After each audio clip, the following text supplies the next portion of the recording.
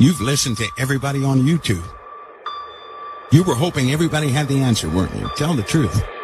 You did go and listen to everybody on YouTube, all the strange stuff. There's certain YouTube videos you looked at with your door closed, and when somebody walked in, you turned it off. You would be caught alive watching some of the things that you do watch. Not that it's dirty, it's because it's crazy, but you're looking in those places for truth. But I give you the scenario. When prophecy turns into reality, we're going to need some real direction. You're going to need a bigger boat. We could potentially go totally off the rails tonight, really. I know I've said that before, and I haven't really gone off the rails. It might actually unleash tonight. Have you guys ever contemplated doing something and where you knew a time would come where you'd have to state something that would make you look like a maniac, and it didn't really matter, because normally when I speak, 5 people actually hear and 1,500 are angry, so they get angry at me every time I speak. But that's okay, so long as it's truth, right? But there is a truth. One day, you know yourselves, you're going to have to try it. You're going to have to tell it to somebody. It's the truth you never want to speak of, but you were given that truth, and it's yours, and you're the only person that can give it, but you don't want to give it. You question that truth yourself. But there comes a point in time where you have to talk about it. My time is approaching faster than I would like it to. There are certain things that the world is looking forward to. I'm not looking forward to. I'm not looking forward to. Most people think that diversity in this country makes it a wonderful place. I do not think diversity makes it a wonderful place. I think freedom does. Not the freedom as they have defined it either. See, we're not going outside, and we don't have a military escort stopping your car and throwing you in jail because you want to go to church. When you log on to any website that's religious, you don't have anybody breaking down your doors to take all your computers and put you on a train. You don't have that, right? So we have freedom. That's what makes this country great. Well, I know it's strange because people can complain. I don't like complaints. They do all sorts of things. They have protests in the street that do nothing, but protests don't do anything. I hate to tell you that. It's the truth. Protests are people getting together venting, and it doesn't work. It really doesn't. Because you have to have moral people running the system for a protest to actually work. Nobody cares if somebody else throws a protest. But they do care what the world thinks about them. Well, we may talk about that since you're protesting. 5 days later, nobody's talking about it. Hey, whew, that's over. We sure got them. Let's tell them we'll do it as soon as we can. Talk about it every 6 months, and they'll believe it all the way until I get out of office. Let's do that. That's the way it really works. All the while, a true nation has been forming. Now, tonight's topic, we're going to get into parts of a delusion of epic proportions. I'm telling you right now, your parents were in a strong delusion. Your parents' parents were in a strong delusion. You know it's a delusion because people right now do not believe that delusion has come. Number one, they changed it. They say great deception. That's not what it is. There's a difference between a deception and a delusion, 2 different things. A delusion is something you accept as reality, as being real. That's just the way it is. And I'm telling you, that delusion has begun a long time ago. So what in the world is that strong delusion? You can't see it, but you can feel it. Because in your soul of souls, you keep saying to yourself, well, something is off. You've listened to everybody on YouTube. You were hoping everybody had the answer, weren't you? Tell the truth. You did go and listen to everybody on YouTube, all the strange stuff. You would be caught alive watching some of the things that you do watch. Not that it's dirty. It's because it's crazy. But you're looking in those places for truth. Huh? You know something is wrong. You're trying, you've got all of you have your fingers stuck up. And you're saying, I want to put my finger on it. So you're walking around with one finger stuck up in the air so you can put your finger on it as soon as you find it. You've been on a hunt for many years trying to find out what in the world is wrong. But nothing has ever settled it. Nothing. Because no one dared come forth to say it. Or did they? Let me give you an example of just how fast we forget, all of us who look at the strange happenings of the earth. Can I do this just so you guys understand what I'm saying? Because people have uttered things and you can't remember. I'm going to show you how that works. Can I demonstrate to you how that works? Everybody listening, I need to demonstrate to you just how fast you can forget and just how much you can accept a big, huge lie and be fine with it. You ready? Are you guys ready? Because you were blindsided. You thought nothing about it. Something happened a long time ago in view of everybody who wanted to see. They told you a big one. Okay, here it is. It was advertised. It was marketed. It was told on television, hey, don't miss the big event of something smashing into the moon. You guys remember that? Who remembers that? How that they were going to crash something, cause an explosion on the moon. Do you guys remember that? Do you remember that? Huh? NASA now has a new plan for the moon. They're going to bomb it tomorrow morning. Thank you very much. We have an announcement to make. On July 4th of this year, America will blow up the moon. Do you see?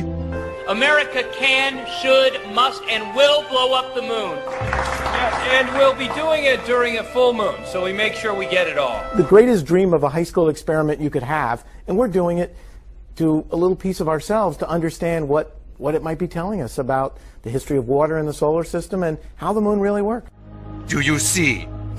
Do you see? Yes, I see. That was during the Obama administration. Do you remember? They had it on commercials and television. In fact, when they made that announcement, I said, boy, they're getting bold. They just, you don't tell people anything. If there's enough water there, you can use it for rocket fuel to come home. You can use it for water to drink, or you could split it to make at least oxygen and bring some nitrogen. So it's called in situ resource utilization. That's NASA speak for using stuff that's there. And then the reaction from the public was astounding, right? It was astounding. Everybody said, oh, that's boring. That's what they said. That's boring. Are you kidding? This is what they did. Hardly any viewer saw that. Now, they told people something. Nobody wanted to see it. They didn't care about it. It exploded. They showed it on television the next day, reported that on the news, and the ratings went down. That's what happens when you tell a truth. And then people came up with their own definition, and so finally they laid in that saying, well, they achieved what they want to achieve, and you didn't hear about the story anymore. Most people forgot it, didn't they?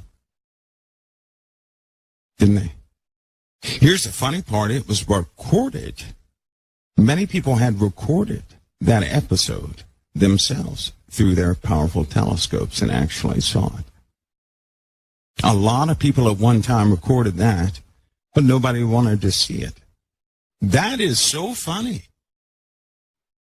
Now, why would you send something up there to explode? Here's the funny part. They send something up there to blow the topsoil away, so they say, on the moon, right?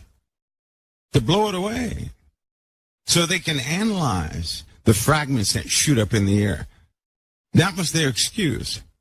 Now we have a lot of permanently shadowed craters on the moon which contain hundreds of tons. It's been estimated on the North Pole alone, 600 million tons of water. That's enough to make 1.2 trillion pints of Guinness. Okay? Now, just think if we had that. Not that we could drink it all, because we don't need it so much for drinking. But what we do is we split it apart, we get hydrogen and oxygen, and those are our two major rocket fuels. So when we leave the Earth, 85% of our mass is gone because it's rocket fuel. We get to the moon, we got an empty gas tank. Okay? And we fill up with our hydrogen and oxygen. We now have a filled gas tank. We can go, boom, we can go to Mars, we can go wherever we want. Now, listen, folks, that was their excuse.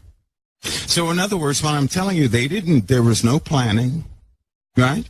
All of a sudden one day, hey, we've sent something up there.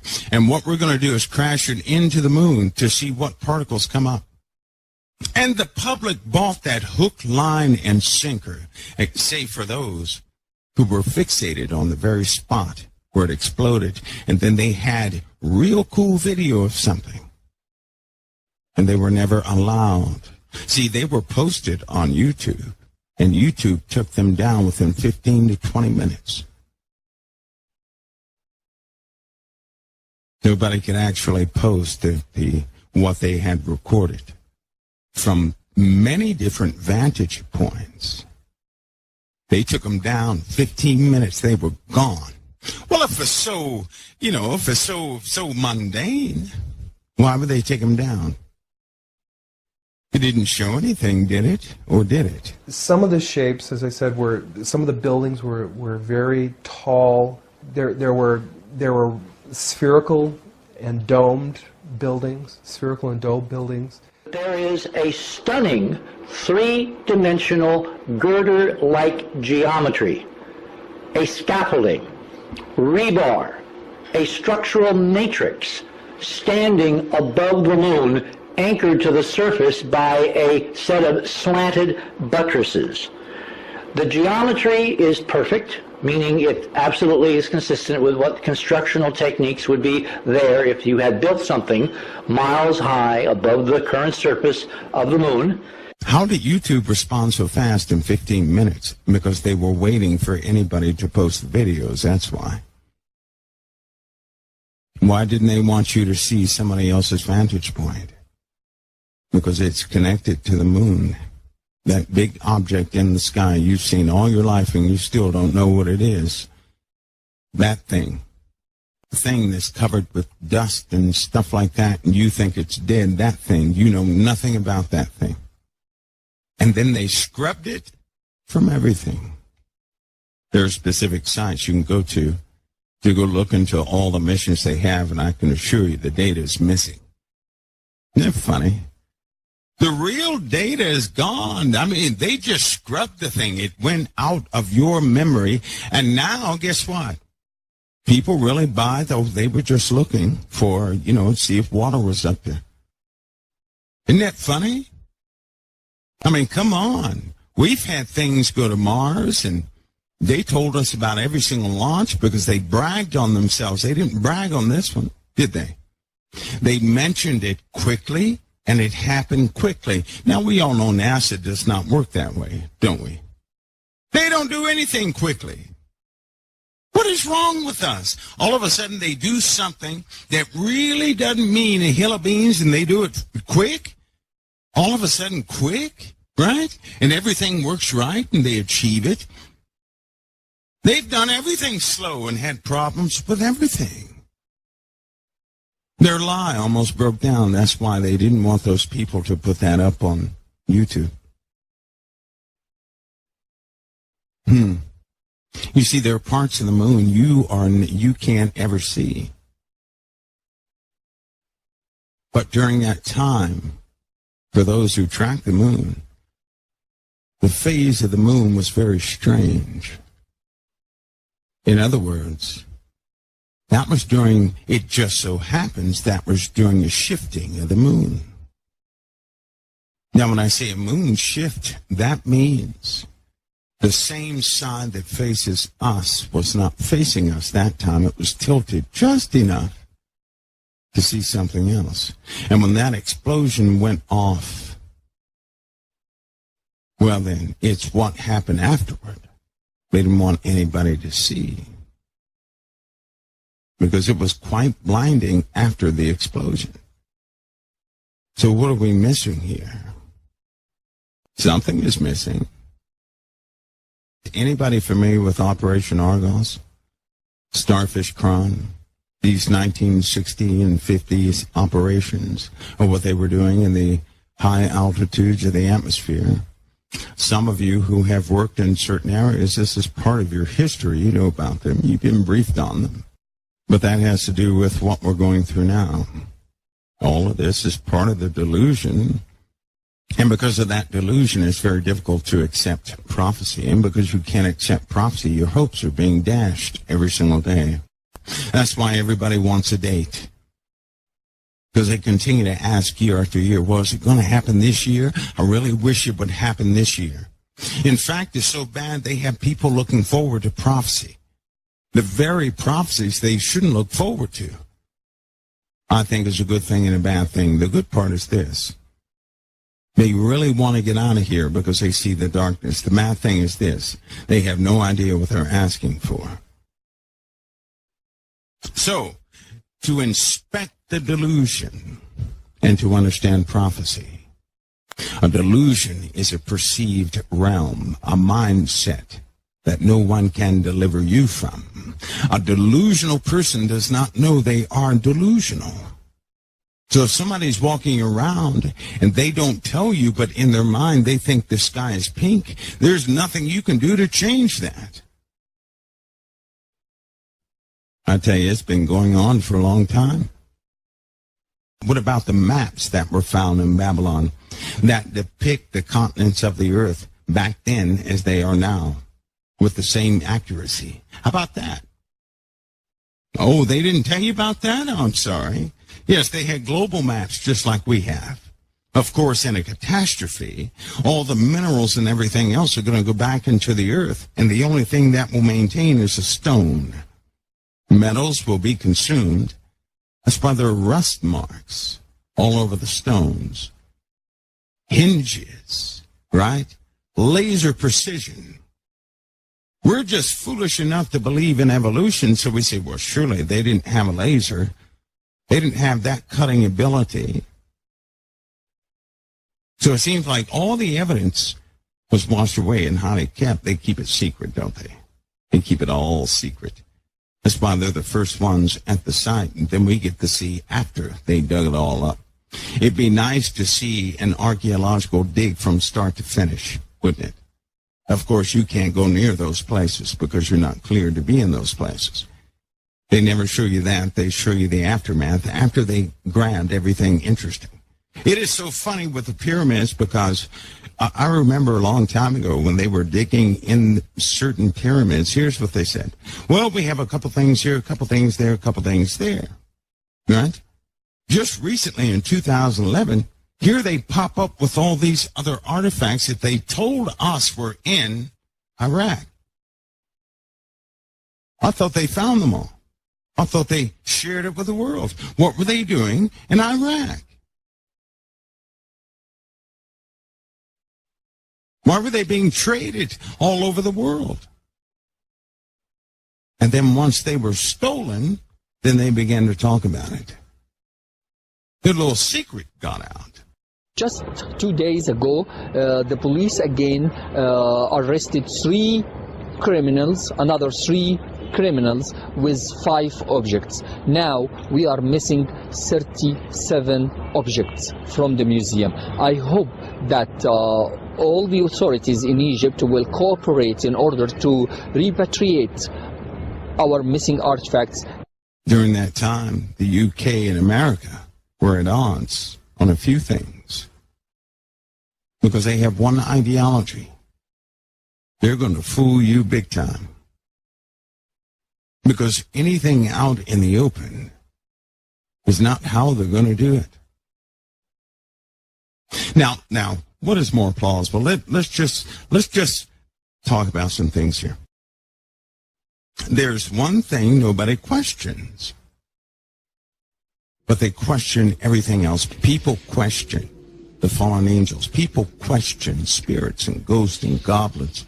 People are seeing Bigfoot and everything else. These things in many forms. They question everything. They question your morals. They question your beliefs.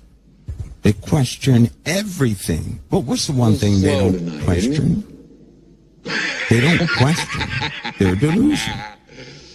A person who is delusional will never question the delusion, but they will question everything else, including reality. He never questioned the delusion. It would be like you waking up in your house, but you're not really in your house. You wake up every day. It's your house. You cook breakfast, send the kids off to school. But in truth, that's not your house, right? If it were true, that's not your house, but somebody made something to look like your house. They made a mock-up of your house. You're living in there, but you're inside a larger facility because they know you're scared to go outside and venture outside of certain paradigms. You would think that was your house. You would think it's real, but everybody else would look at you from the outside and say, poor thing, they're stuck. There's no way they can find their way out. Half of your circumstances are delusions. They're not even real. Let me give you an example of that. How many times have you worried about the end result of your circumstances? And then 5 years later, you found out you were worried about nothing and you truly wasted your time. You could have been doing things instead of worrying. How many have done? I've done that so many times. Sit up and worry about something, and then after it's all over, you say, "Well, I just wasted time worrying. That was ridiculous." You were caught in your own delusion. When you're worried about something, you cease to do everything. Worry itself is a delusion. It's one of the doors into the strong delusion. That's why I don't like worry. I don't like worry as unfounded, period. It has never been justified, nor will it ever be. And again, a delusion can never be observed, can it? Or it wouldn't be called a delusion. Right? Is it not delusional to waste your time in worry and tears and starve yourself and everything else, but then 5 days later, that same thing you were worried about never transpires? Or the ending is nothing like you had imagined? Were you not in something that was not real? That's exactly what you were in. You were in a condition, and your mind made the worry.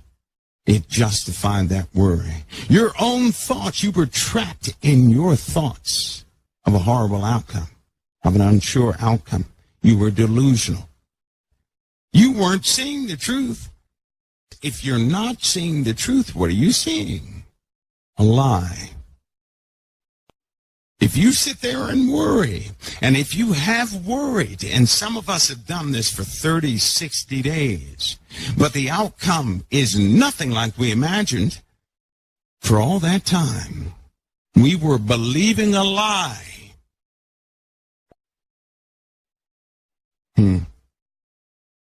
So we have already done that. And we were in that delusion while we did it. Now, examine this. When you're worried about something, how hard is it to break that cycle of worry? It's not easy, is it? It is not easy, is it? It's not easy. You know and I know the only way to break that worry, certainly over financial things, is to have finances in your hand. It's the only way to break it, right?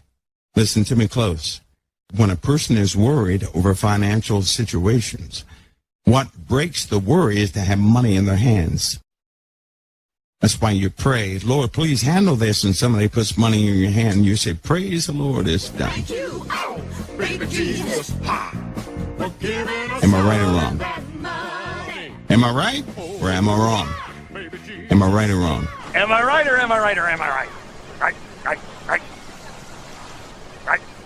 I would love to stand here and talk with you, but I'm not going to. We do this all the time, don't we?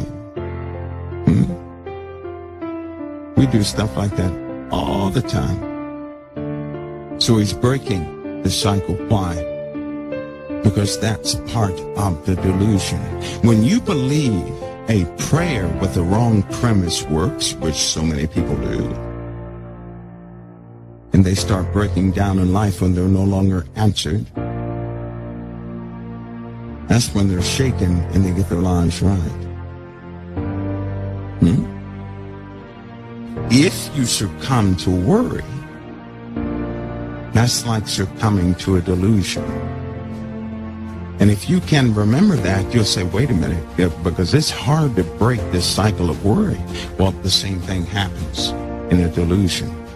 Because worry is nothing more than your imagination dictating an end that never comes. Correct? Now you have something to compare it to. But I say to you, hey, look at me. Please, don't worry so much. Because in the end, none of us have very long on this earth. Life is fleeting. With trust, you will stand. Without trust, you are certain to fall. Okay? God bless each of you. I'm not looking forward to it. I'm not looking forward to it. Most people think that diversity in this country makes it a wonderful place. I do not think diversity makes it a wonderful place. I think freedom does. Not the freedom as they have defined it either. See, we're not going outside, and we don't have a military escort stopping your car and throwing you in jail because you want to go to church. When you log on to any website that's religious, you don't have anybody breaking down your doors to take all your computers and put you on a train. You don't have that, right? So we have freedom. That's what makes this country great. Well, I know it's strange because people can complain. I don't like complaints. They do all sorts of things. They have protests in the street that do nothing, but protests don't do anything. I hate to tell you that. It's the truth. Protests are people getting together ranting, and it doesn't work. It really doesn't. Because you have to have moral people running the system for a protest to actually work. Nobody cares if somebody else took it. But that's okay. So long as it's truth, right? But there is a truth. One day, you know yourselves, you're going to have to try it. You're going to have to tell it to somebody. It's the truth you never want to speak of, but you were given that truth and it's yours, and you're the only person that can give it, but you don't want to give it. You question that truth yourself. But there comes a point in time where you have to talk about it. My time is approaching faster than I would like it to. There are certain things that the world is looking forward to. You've listened to everybody on YouTube. You were hoping everybody had the answer, weren't you? Tell the truth. You did go and listen to everybody on YouTube, all the strange stuff. There's certain YouTube videos you looked at with your door closed, and when somebody walked in, you turned it off. You would be caught alive watching some of the things that you do watch. Not that it's dirty, it's because it's crazy, but you're looking in those places for truth. But I give you this scenario. When prophecy turns into reality, we're going to need some real direction. You're going to need a bigger boat. We could potentially go totally off the rails tonight, really. I know I've said that before, and I haven't really gone off the rails. It might actually unleash tonight. Have you guys ever contemplated doing something and where you knew a time would come where you'd have to state something that would make you look like a maniac, and it didn't really matter because normally when I speak, 5 people actually hear and 1,500 are angry, so they get angry at me every time I speak.